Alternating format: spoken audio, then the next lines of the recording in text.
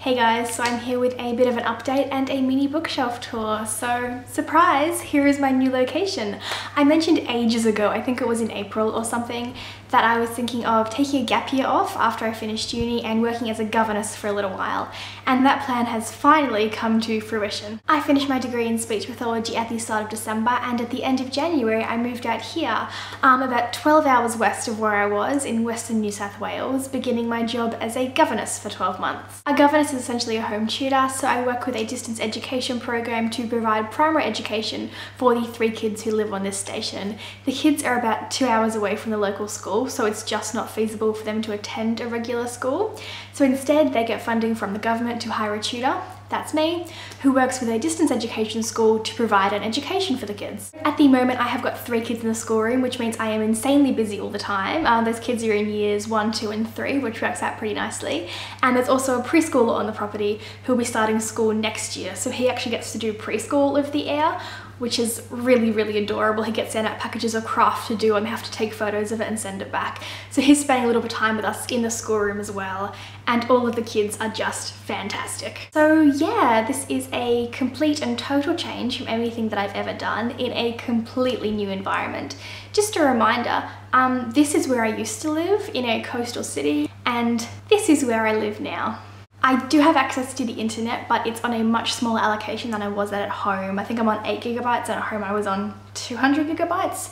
Yeah, so I'm gonna try not to watch as many YouTube videos, which is gonna be really difficult for me. So hopefully, because I'm trying to wean myself off the number of hours I'm using the internet for every day, I'm gonna get some more reading done. Fingers crossed, she says hopefully. So that is what is going on with me. I will leave some information about governessing just down below, and of course you're welcome to ask any questions you would like. Something else I don't know if I mentioned, I'm actually part of a collab channel. I have been really keen to make more vloggy style videos, but I don't really feel like they fit in with the tone of this channel, so I've joined an amazing collaboration to have a different sort of creative outlet. The channel is called We Are St Elmo's Fire and is all about life post-graduation. We have 6 collaborators at the moment, so I'm putting up a video every second Thursday. I will leave the link to my intro video down below, and you're welcome to go check that out if you're interested. Now on to the mini bookshelf tour. As expected, when you're packing up and moving almost halfway across the country, one of the most challenging things is deciding which parts of your life you can fit in the back of a car. Today I want to share with you guys the books which I've decided to bring with me here, which is essentially my new little library. Just a reminder, this is what my bookshelf looked like at home, and this is what it looks like now. My little bookshelf is organised by height because I'm obsessive like that, but it's actually a mixture of books that I want to read and old favourites that I really, really want to reread. Let's look at the TBR books first. The next one is more of a workbook than anything else, and it's Finish This Book by Kerry Smith. I absolutely adore Reckless Journal, also by Kerry Smith, and I got this one as a birthday gift last year, and it's just absolutely gorgeous. It's arranged sort of like a series of secret undercover missions, which you fill out as you go along, and in the end you finished your book, and I think you've come up with a story maybe, I'm not too sure. I've done the first couple of missions and it's just so cute, and I really can't wait to see where this one goes. And then I have 10 other unread books as well. Shades of Grey by Jasper Fforde, Fangirl by Rainbow Rowell, A Brain Wider Than the Sky, A Migraine Diary by Andrew Levy, The Messenger by Markus Zusak, Insurgent and Allegiant by Veronica Roth, Fight Club by Chuck Palahniuk, A Corner of White by Jacqueline Moriarty, and Slaughterhouse-Five by Kurt Vonnegut. I'm about halfway through this one and it's so fascinating so far, and I've also already read A Corner of White and Fight Club. I also bought 5 books with me, which are definite favourites and absolutely wonderful comfort reads, which I think will be perfect to read when I get homesick. Saving Francesca by Melina Marchetta, my favourite book of all time. Harry Potter and the Order of the Phoenix by J.K. Rowling, which is my favourite Harry Potter book and I will not hear a word against it. The Princess Bride by William Goldman. Perks of Being a Wallflower by Stephen Chbosky. And Feeling Sorry for Celia by Jacqueline Moriarty. I also bought this one, How Language Works by David Crystal, which fits kind of both into the read and unread camp.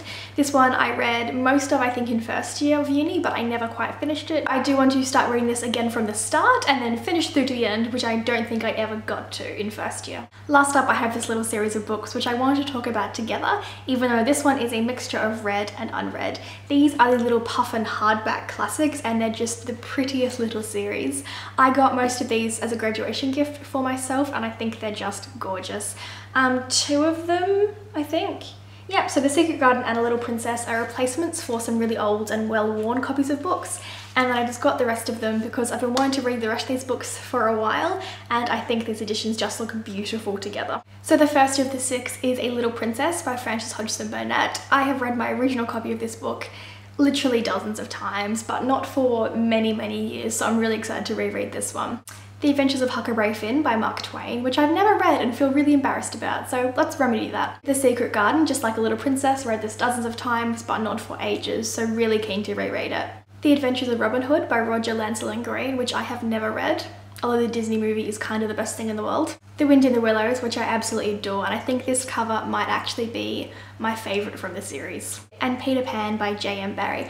I don't think I've ever actually read the full version of this book. I've read a shortened version, but I don't ever remember reading one that looked this long. So I'm keen to see if I love it as much as I love my short little version. I'm really keen to read so many of these books over the next term, and then hopefully be able to take them home and change them out for some brand new ones in the holidays. Alright, that's it for today. If you have any suggestions for videos that I can film without access to a bunch of my books, that would be great because I have loads of time to film now and I'm a little bit stuck. Thanks so much for watching, and I'll see you next time. Bye.